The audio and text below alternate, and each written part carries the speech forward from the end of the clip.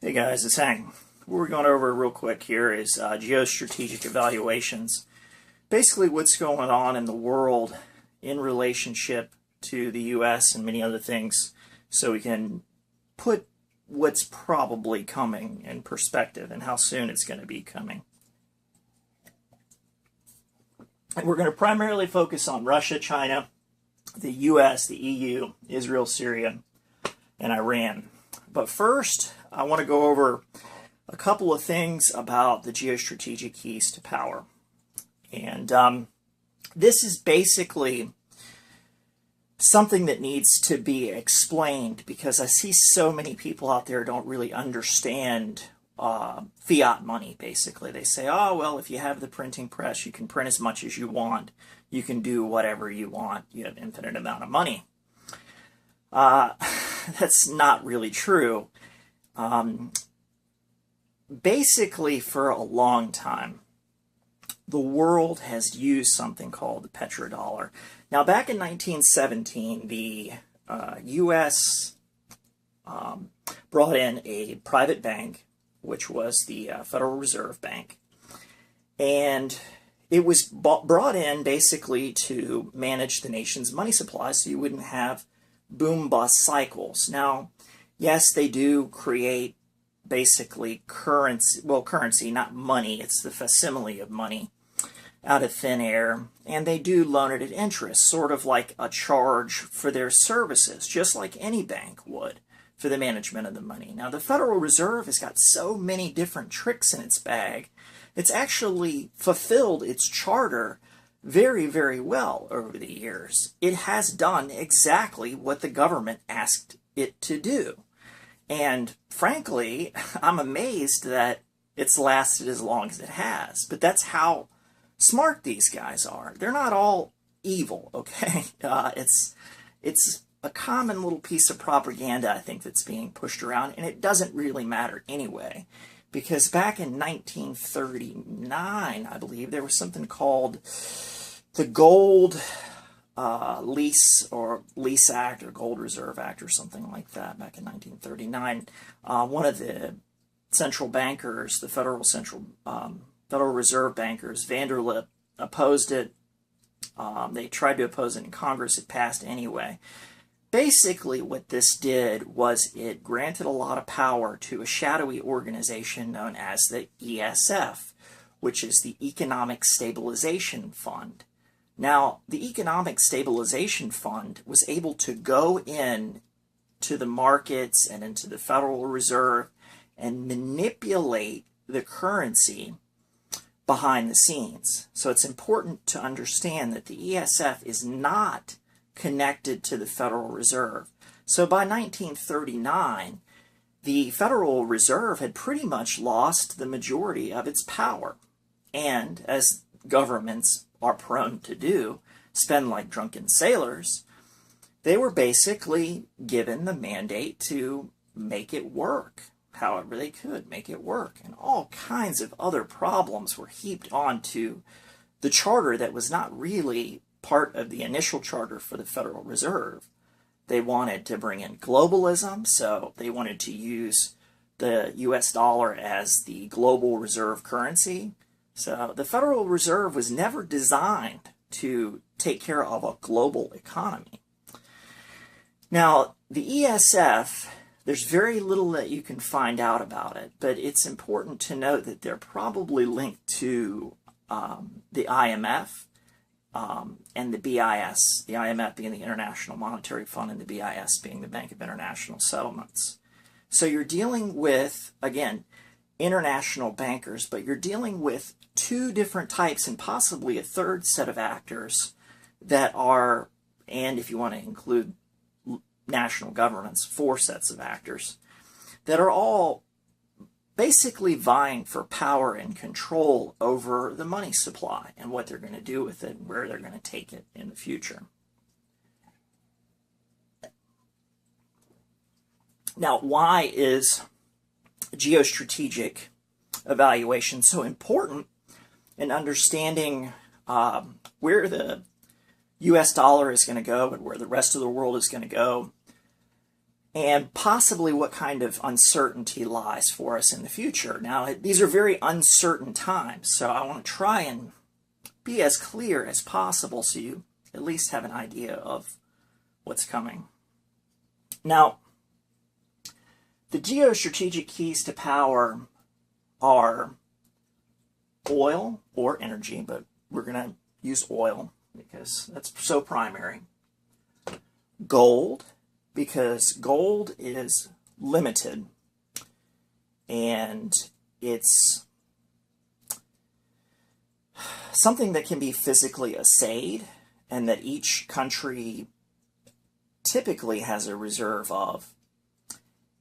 And it can be used to settle accounts, and for a lot of human history, it's been used as money, if you will. And I'll explain more on that a little bit later. Opium, drugs, drug money. Don't forget the drug money. It's always drugs. Sex, drugs, oil. Okay.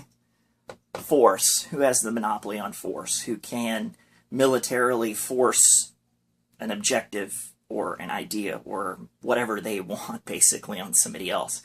He who has might makes right.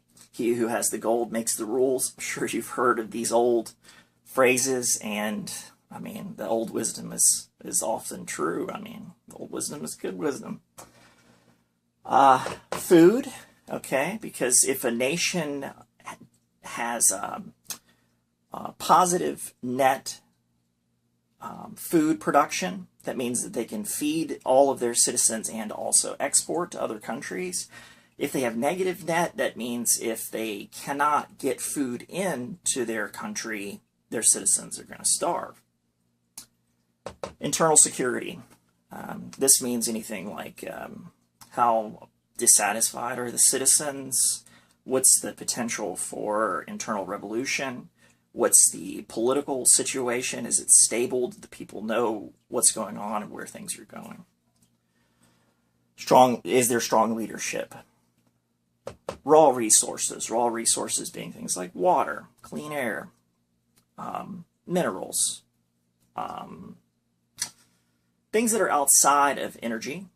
So you could go way on down the list, more and more and more, but most of the important things are things like timber, renewable resources, stuff like that. Manufacturing. What is a country's ability to manufacture its own goods, its own finished goods? You know, do they have factories that can make toilet paper? Do they have factories that can bottle milk? Do they have factories that can make steel? Do they have factories that can make finished electronics? What type of manufacturing is done in that country and what needs to be brought in?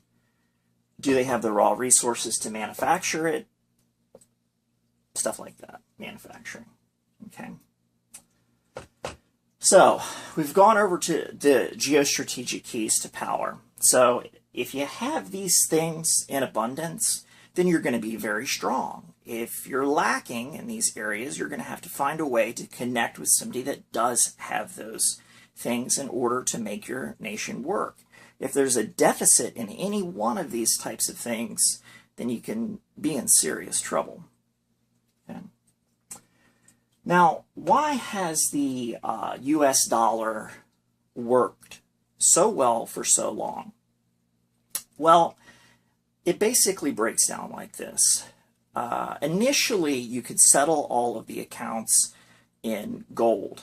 So gold could be physically assayed, and whatever dollar that you had was something that you could exchange for actual physical gold. Because they can't create more physical gold, it limits how much currency can be produced. So the value always stays pretty much relative, and it's a way to settle accounts instead of being able to just create more paper currency, which leads to things like inflation. Well, they ended up going to a gold and silver standard, so they added silver into the mix to help prop up the dollar. So after World War II, with the Allies being the victors, they brought in something called the Bretton Woods Agreement, which was an agreement for everybody in the world to be able to use the US dollar as its foreign exchange currency or its reserve currency. So instead of actually having to lift the bars of gold and take them to different countries, they could actually just use the dollars. And at that time, the United States was very militarily strong. It was the strongest in the world as far as being a net positive food exporter. It was it was the manufacturing center of the world. The technology was advanced, and they had the physical gold in Fort Knox and in other locations. So everybody said, all right, we'll agree. And plus we had a great legal system. We didn't have all that kind of corruption that you often find in China or third world nations. Our legal system was very strong. People in the world trusted the United States to be able to arbitrate disputes legally and enforce that militarily. So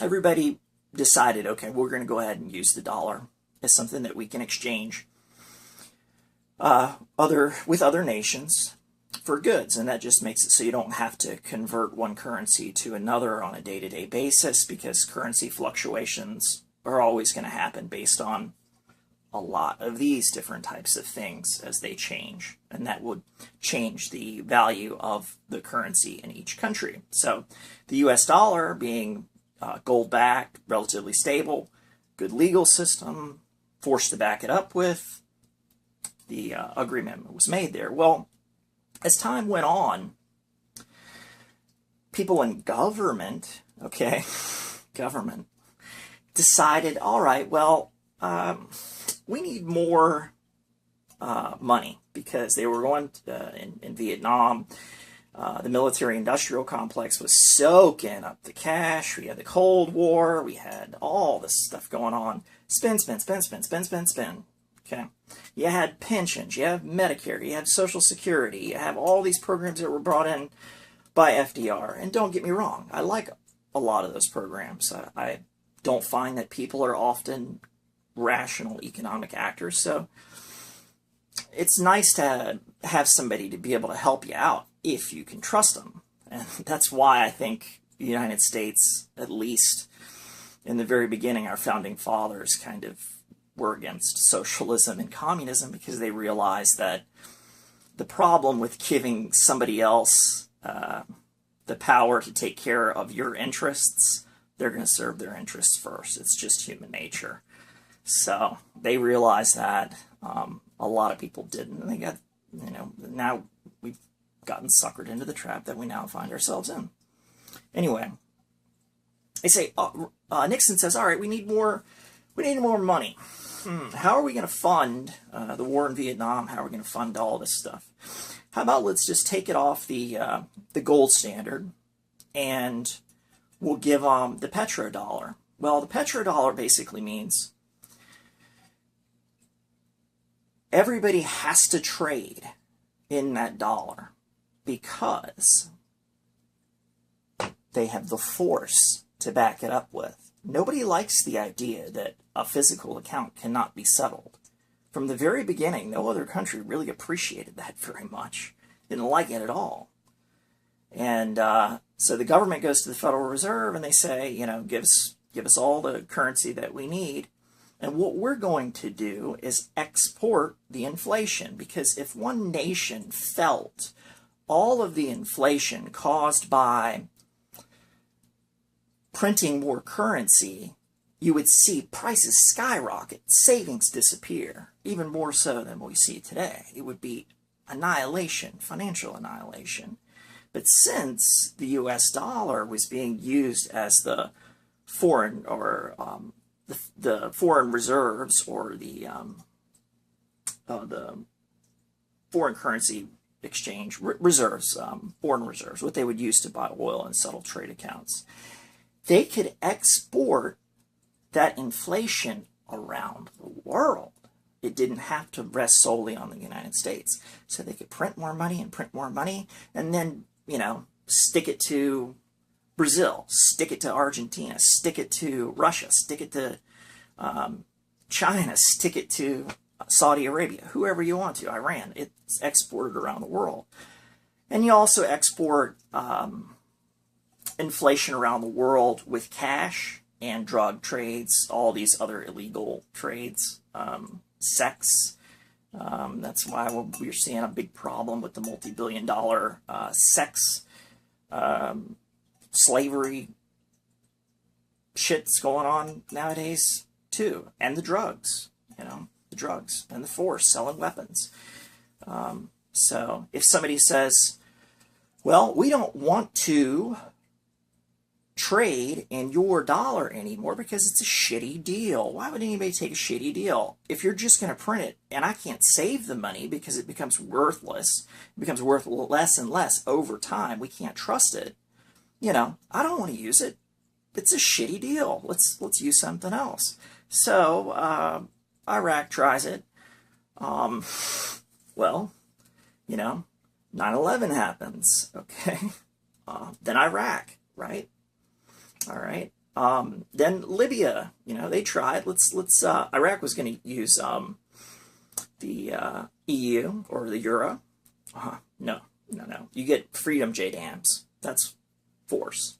Okay. All right, Libya. Well, we saw what happened to Gaddafi. He had oil, and he was saying, all right, we'll settle the accounts in gold. And, well, Gaddafi's not around anymore. You've got other countries kind of working around it behind the scenes, and that's really important. So basically, the United States has been making people take that bad deal. Otherwise, there's gonna be consequences. Consequences like we come and hit you, like assassinate you, and in Gaddafi's case, sodomize with a blade about that long. So, yeah, they're going to come fuck you up if you can't defend yourself. And that's important to know as we're moving into the future. Why the petrodollar lasted since then? Because people couldn't fight it. The force was there. The sanctions was there, where they couldn't use the US dollar to trade anymore. So for a long time, other countries have been working around this because they've hated it. They've hated it the whole time. Nobody likes to be threatened. Okay, they like good business. They don't like to be threatened. Okay. All right. So, global currency reset. Probably coming. And I'll make an entirely separate video on that because it's a lot there's a lot that needs to be said about it. So let's talk about what moves other countries have been making in order to box in the petrodollar and force the United States out of the game, if you will. What were their workarounds? How could they trade without basically getting screwed? Well, Russia and the EU. Now, the EU has been a long-standing ally of the United States for a lot of reasons. We send them a lot of food. We send them energy. We send them... we've backed them militarily. We pay for all NATO. I mean, we pay for all that stuff. We pay for all their security.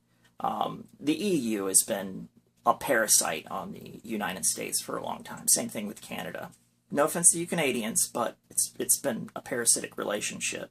As much as you walk around with, your big balls and telling us, yeah, you have great socialized medicine and all this shit. Well, we pay for your military and all that other crap too. So, yeah, I'm not even going to get into that. All right, so the Russia-EU pipeline, okay, the Nordstrom Pipeline. Basically, what's been going on is the Russians had enough of this shit for quite some time. Back in the 90s, they had a financial collapse when the Soviet Union was disbanded. A guy named Bill Browder stole a lot of money from the Russians and came over here, and he ended up being a billionaire from all the stuff that he stole. came over to the United States. The Russians want him extradited for obvious reasons. Then the Russians ended up in probably like 2000, early 2000s, mid 2000s, something like that, dealing with the global currency crisis that we had 2007, 2008. The Russians felt that immediately because we exported our inflation around the world. Other countries had to deal with it and work through it, while we in the United States didn't really feel it so much. It was like, oh, here, big fucking huge bailout. We got a tremendous bailout. We're talking fucking way beyond comprehension, all that debt, and we don't see any inflation. Got to ask yourself why. Well, the Russians felt it, and they worked their way through it. They worked their way through what we in the United States are probably going to have to work through. And they started doing things like upping their oil production and exports. Now, Rostov is a Russian company that does a lot of oil refining. So the Russians had kind of worked out a way to settle trade accounts with oil-producing countries, and Russia also produces oil. They're outstanding Arctic drillers. The Russians are probably, well, they definitely are, that and the Norwegians. They're the best in the world when it comes to drilling and exploiting those massive oil fields in polar regions. And as the ice shrinks in the northern Arctic, those oil fields have opened up, and the Russians have taken a huge advantage of it. They've also got great natural gas resources. Russia is very rich in raw resources and oil and energy. They started hoarding gold, okay, or buying it up. How much they really have, we're not really sure. So what's that Nordstrom Pipeline all about? Well, the Russians get oil from Iran, settle the account in gold, sort of. It's kind of a workaround. It's a bit long to explain, but I think you get the gist of it. And basically, General Gerasimov, who is what is basically the equivalent of a field marshal. So it's the top of the top. It's the Napoleon of Russia. Yeah. So he goes and sees Frau Merkel over in Brussels and basically says to her, you know, what do you think is a greater security risk? We, the Russians, can either build the Nordstrom Pipeline into Germany, and you have fantastic oil, natural gas, everything you need to supply the EU. You don't have to worry about us being being in Paris or being in Brussels or being in London inside of 3 days, and you don't have to worry about getting nuked off the map. You don't have to worry about internal revolutions. You don't have to worry about very much. You get the pipeline. That's for your security. Frau Merkel, I don't think she's really got an option. So the EU, the Nordstrom Pipeline, will be completed, and it will supply the energy needs of the EU. Okay, very important to note for the petrodollar. All right, China-U.S. Let's talk about this for a second. The trade war. China's actually a far bit weaker than you would really expect, for a variety of different reasons. One, internal security. Anytime you have a communist, totalitarian type of government, people are going to hate it, and people are always going to be plotting and conspiring to take over the top. That's just the way it is. China has a giant currency crisis as well, a debt crisis. They've been buying U.S. debt. They have a housing bubble that makes ours look very small in comparison. The Chinese have just now started to get a taste of Western life and Western luxury. They're not going to want to go back, and they're not going to want to lose that. The Chinese are actually very upset that they're in a trade war with the United States. So for all that we hear about, oh, China's got all, you know, what are we going to do without our fucking iPhones, you know? What all the stuff we get from China. We do get a lot of finished goods from China, don't get me wrong, but most of it's junk. But there are things that are very important, like tires, belts, a lot of things that have to do with pharmaceuticals. They produce a lot of our pharmaceuticals now, which is not a good thing at all. That's insane. You have a potential enemy producing your pharmaceuticals. You know, a lot of our chemicals, our industrial chemicals and stuff, come from China. Most of our electronics come from Korea, from South Korea. So that's not as much of an issue, but it still can kind of be an issue. But the tires and the rubber and the synthetics and the chemicals is probably the biggest issue. But the Chinese are very upset with it. So there are basically six people at the top of the Communist Party that are vying for Xi Jinping's position. So I don't think you have to worry about the United States going to war with China. China definitely does not want to start a war with the United States, although they have gotten pretty pissed off about the South China Sea. The South China Sea is not a place where the U.S. can win a military engagement. We cannot do it. Now, we can make life a living hell for the Chinese, but our Navy is much stronger. But being so far from supply lines, and if Hawaii was attacked, we'd have to go all the way across the Pacific to resupply these ships. You know, the Philippines have kind of turned against us. Sort of. They basically, Duterte said, you know, I can't go against China. Are you guys fucking insane? We go along to get along over here. I'm a lot closer to them than you are. They got the largest standing army in the world. They have a tremendous land army. But they couldn't do very well in naval engagements. But they would use their islands and their ballistic missiles and things like that, and airstrikes coming from the Chinese mainland on our ships, probably in conjunction with electronic warfare. Now, initially, the Russians had kind of said that they would be kind of in a pact with China, kind of a mutual defense pact. If the United States attacked China, that would probably still be the case, but I'm not sure. The South China Sea is a major point of contention because China will claim everything within its view.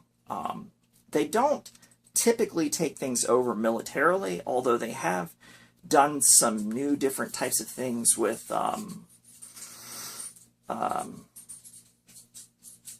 destabilization, but they have a tendency to buy their way in and wage economic warfare, provide infrastructure programs, you know, basically give countries resources. They have flooded Africa with smartphones. So it's a nice way to get in, and that's how they do it. And traditionally, the Chinese basically just expand their border. They will take a colony, if you will, of Chinese, and then the Chinese will all move in there. They'll get a foothold, and then more Chinese will move in, more Chinese will move in, and then they'll say, this is China now.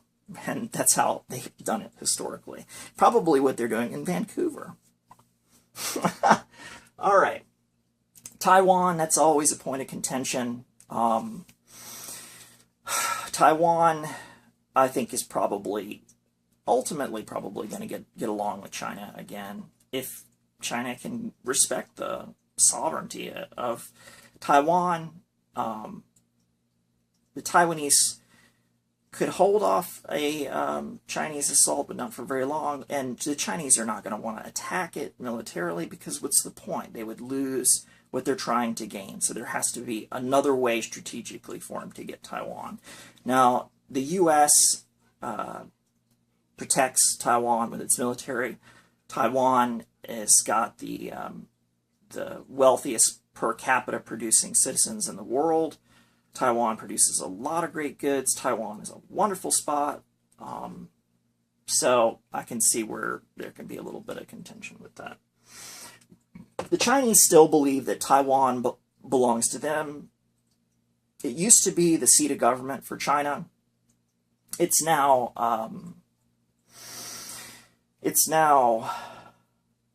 removed from the Chinese Communist Party. When Chinese mainland went down the road of communism, Taiwan went with the British and the West and remained capitalist.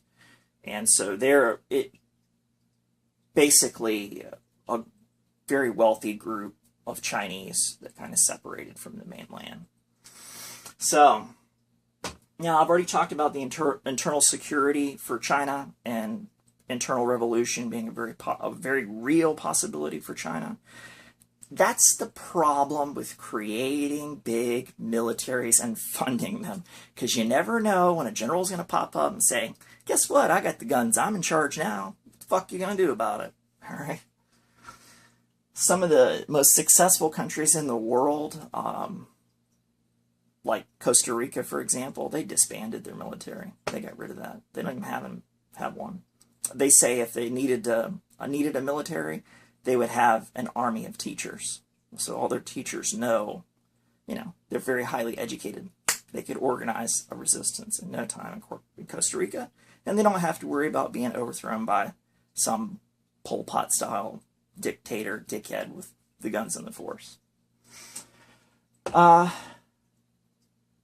Belt, One Road is not working out as well as the Chinese had hoped, for a couple of different reasons. One, the EU considers it to be probably a security threat to build a massive highway with the world's largest standing army right behind it, straight into their door. Russians have blocked it in, I believe, Uzbekistan or Kazakhstan. They've caused problems for the Chinese to complete this One Belt, One Road thing. It's still high on their list of priorities. I just don't know if it's going to go that way. I think people's security trumps that of them wanting to get cheap Chinese goods. Okay, so One Belt, One Road, that's something to watch, but I'm not sure which way it's going to go. India, Pakistan, Korea, Japan, the Philippines, all of the other Asian countries have historically, Vietnam, have historically hated the Chinese. That's one thing you can guarantee about Asians, is they hate each other with a passion. They've been killing each other for a long time, and Eastern warfare is extremely brutal. They do things like torture, and human rights do not exist in warfare in Asia. They don't play by the same rules. They're excessively brutal. The Japanese did it to the Chinese in World War II, and the rape of Nanking is utterly disgusting, the way they wage warfare on one another. But that's one thing that needs to be noted about a geopolitical situation. The U.S. doesn't need to get involved with China. China has enough enemies, and powerful ones, with big armies and lots of militaries, lots of nuclear weapons. The Indians are effective fighters. The Pakistanis are effective fighters. And all that territory that borders on China, it could be a problem for the Chinese. Same thing with the Koreas. You would think that Kim Jong-un answers to China, but he doesn't. He's going to do what he wants to do. He's playing the Chinese. He actually, probably, from my perspective, and this is speculation only, is he's jerking the chain of the Chinese, kind of blackmailing them. Like, if you don't get me what I want, then I'm going to cause a lot of shit between you and the United States, and it's in your best interest to keep me happy. Kim Jong-un is, for what all the Western propaganda says about him being a madman, he's actually a pretty fucking clever guy. All right.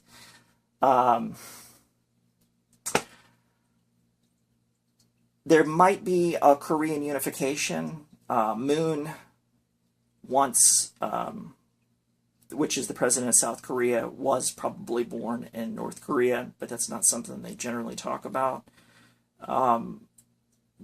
They want Korean unification, and then that basically heads off any type of military strike from the United States. And the North has a lot of raw resources. It's got a huge military. And the South has got a ton of manufacturing, a huge population, a lot of culture, and a ton of money. So it's a match made in heaven if they're smart enough to take it. And the United States can stay the hell out of it because they don't want to see that happen. You got another Asian powerhouse. It'd be smart if they just worked on another system outside the petrodollar, okay? You guys see where I'm going with this? All right. EU.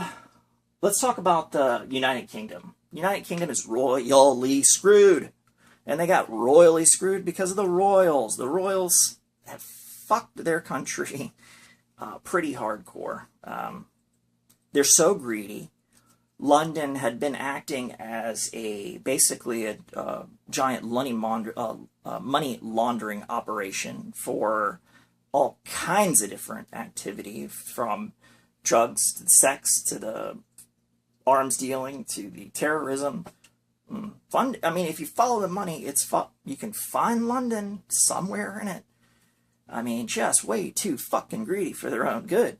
Everybody in the UK, if you look at videos of them, they're sick, they're unhealthy, they're sitting around drinking beer all the time, they look like shit, they're all unhappy.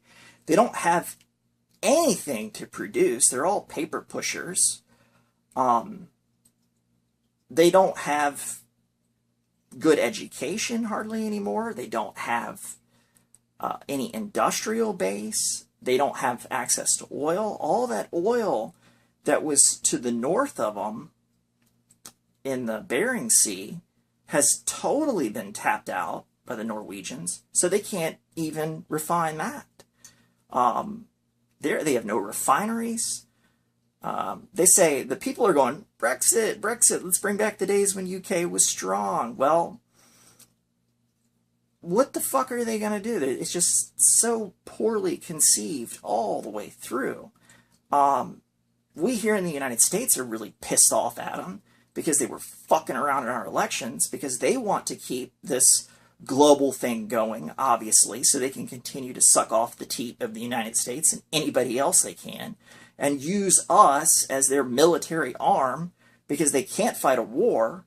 So their whole government operation is a scam, and we're all wise to it. So fuck them is basically where I'm at right now as an American. So they're going to have to seriously get their shit together in a very quick way, or that country is going to be in deep trouble. They also got a lot of immigrant populations in that have caused a culture shock. If you do it slowly, it's a good thing because it gives people time to assimilate on both sides. If you do it quickly, it's not going to work.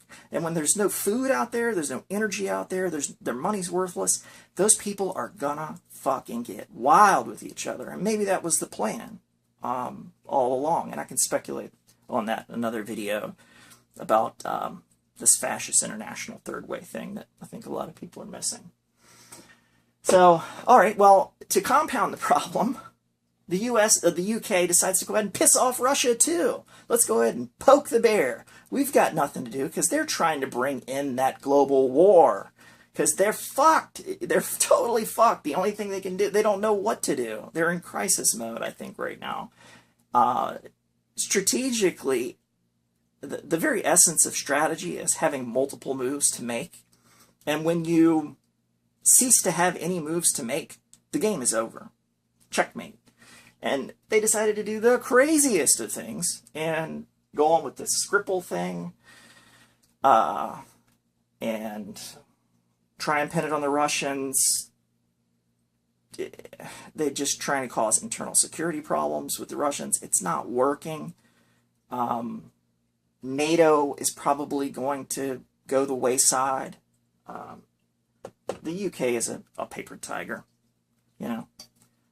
What are they going to do? They could try and nuke a target, but if they did, that's the end of the whole country. It's gone. Gone. They got problems with Ireland. Ireland wants to be out.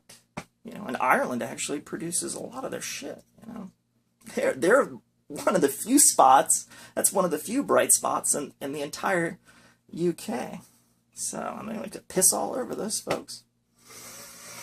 Just greed, not a lot of thinking by the royals. Hopefully, the British people will recognize who their real enemy is instead of fighting each other, but it never works out like that. People are always like, oh, he's different than me, let's get him. So, I'm sorry for that. Anyway, all right, let's talk about Russia and Iran. The Strait of Hormuz is the most important thing. Iran, actually, the Strait of Hormuz is included in Iran's territorial waters. It is not an international waterway. If they want to shut down the Strait of Hormuz and basically stop any kind of oil tankers moving in and out of there, they can do so with the ballistic missiles that they have. They can use speedboats. Every U.S. simulation that's ever been run with a carrier group in that area, in the Strait of Hormuz, the Iranians win. You just can't fight a naval engagement when you have a landmass with ballistic missiles that can hit all of your ships in that area. It's just not going to work out. So it's a very, very strong position for them to have. The gold barter exchange, I've already touched on that with Russia and EU. Now, why does Iran send Russia the oil? They send Russia the oil so it can be refined. Rosneft refines it. Okay. And it will be going to the European Union sometime in the future. And I think that's why we hear here in the United States so much war rhetoric about Iran, even though it's an unwinnable, untenable, terrible idea. It's not going to work. Need to find another way. You know, if I were in government or in the State Department, anything, I would do something called develop a strategy, and I would have multiple things to do if something didn't go right. And I would also try and do things other than stick a gun in somebody's face and tell them that they're going to do it that way. That would kind of be my last resort. Either that or they'd have to have something that, well, that would be my last resort. I'm anti-war through and through. It's time for the world to have peace. But you understand now why all that war rhetoric is ramping up, because if the U.S. can't force Iran to use the petrodollar and the oil's going somewhere else and nobody wants to buy American energy, that exported inflation comes home. Okay? So that's important to know. All right, let's talk about Syria, Israel, European Union, Russia, China, Iran, Turkey, United States, all in Syria. Okay, that was a failed project for the new American century. The Syrians put up an incredible resistance. The U.S. government decided not to be transparent with the American people about what its goals and objectives were, and why they would be in Syria, about the pipelines, trying to block these pipelines. Okay, one thing I hear a lot is that, oh, it's all Israel, it's all Israel, it's all Israel. Yes, Israel does a lot of things that I don't agree with at all. You know, shooting the Palestinians, taking over their land, the attack on the USS Liberty, potential links with 9/11, but there is a third set of actors and fourth, which I'll talk about in another video. So everybody is going to throw Israel under the bus, but it's really about oil. It's really all about oil. Okay. They say that, oh, it's Israel's plan for the Greater Israel Project, and the West surely would have loved that, to have all that oil and everything, and Israel being an ally. But it's important to put in perspective that Israel is a small country and they're surrounded by enemies, and they're in great danger. Okay. The Golan Heights is a disputed piece of territory between Syria and Israel. The Syrians know that the Israelis had a hand in the revolution that was going on inside of Syria. I mean, they know that the enemy forces of all different types were being treated in Israeli hospitals. They did find Israeli operatives inside of that engagement. Israel has bombed targets in Syria.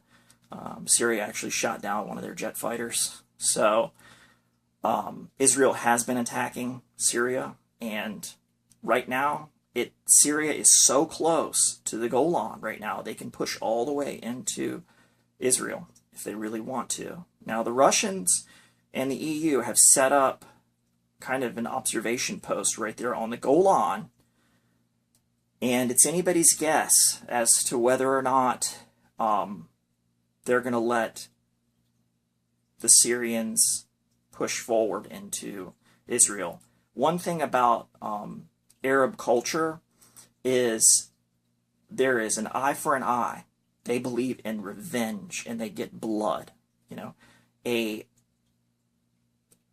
typically in an Arab culture, they will go after you to get revenge, even if it costs them. So it's not like net gain. That's not how they do their calculations. Their calculation is, you fucked me, now I'm going to cut your heart out and eat it. And they'll wipe out entire families. That's just how they've done it for a very long time. It's blood for blood, eye for eye. So the Syrians will get revenge at some point, I think.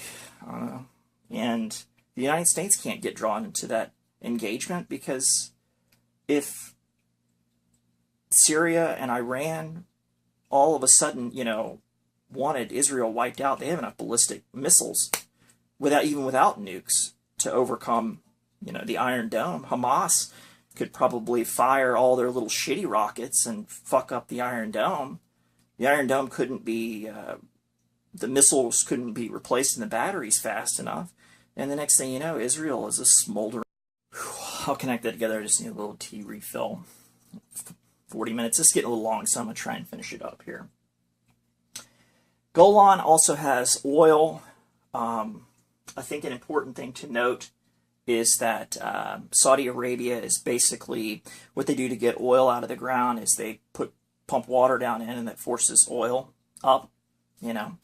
Everybody knows that oil and water doesn't mix, so it's the same type of thing. Now something like 95% of the oil coming out of the ground, or so-called oil out of Saudi Arabia, is actually water. So that's why the Saudi Arabians are attacking Yemen. Okay, that's why the U.S. has backed Saudi Arabia with weapons to attack Yemen, because there's oil there. Okay, that's what it's all about. It's oil. If they control the energy, that they can keep the old world system going. If they can't, it's over. All right. And we're now in the endgame stages. I think so far I've made this kind of clear. All right. Israel also has internal security problems. They've been messing around with Palestinians for a long time.